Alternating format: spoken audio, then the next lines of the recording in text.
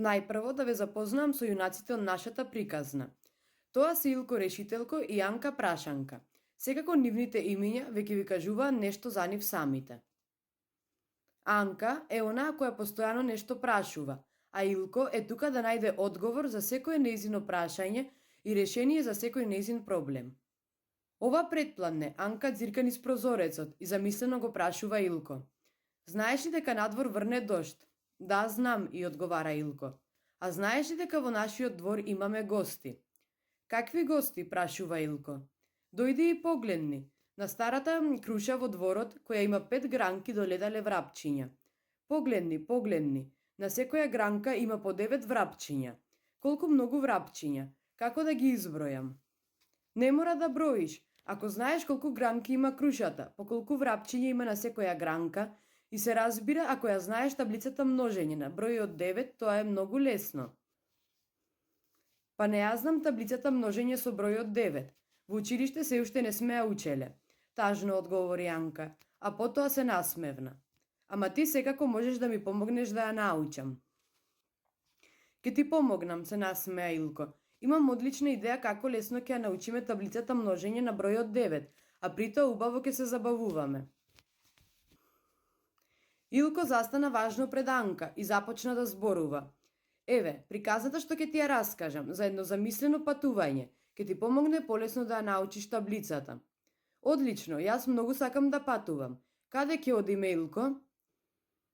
Ќе одиме далеку, преку 9 планини и 9 долини, во големиот град.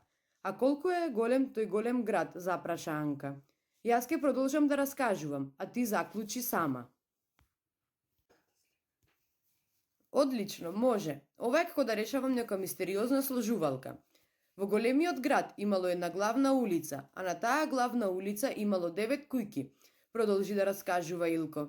Е многу голем град со 9 кујки. Ама чекај, да не е тоа градот Негобило од шеќерната приказна, се досети Анка. Браво, ја пофали Илко, се гледа дека си ја прочитала книгата Шеќерна приказна, но сепак не станува збор за градот Негобило.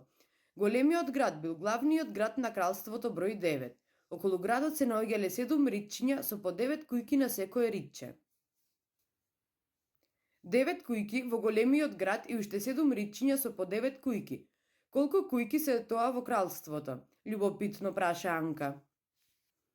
Ете тоа ќе го пресметнаме подоцна, а сега да продолжиме со приказната. Од двете страни на улицата имало убаво уредени тротоари на кои биле поставени по 9 улични светилки. А кој живеел во големиот град, праша Анка? Во секоја од кујките на главната улица живееле по 9 џуџиња. Тие биле многу вредни и секој ден оделе на работа во блиската фабрика. А што работеле таму, го прекина Анка. Во фабриката се произведувале најубавите и највкусните овошни пити со јаболка, суво грозје, мед и ореви, ледени коцки со малини и капини, овошни кремови од банана, јагода и ванила и овошни салати со боровинки и црно чоколадо. Јас многу го сакам овошјето, се насмеа Анка. Јаболката ми се умилени.